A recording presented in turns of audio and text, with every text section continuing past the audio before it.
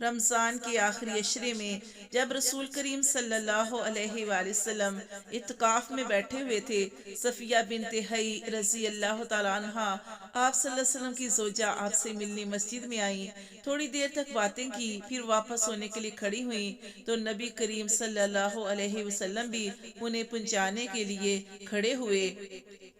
جب وہ ام سلمہ رضی اللہ تعالیٰ عنہ کے دروازے سے قریب والے مسجد کے دروازے پر پہنچی تو دو انصاری آدمی ادھر سے گزرے اور نبی کریم صلی اللہ علیہ وآلہ وسلم کو سلام کیا۔ آپ صلی اللہ علیہ وآلہ وسلم نے فرمایا، کسی سوچ کی ضرورت نہیں ہے،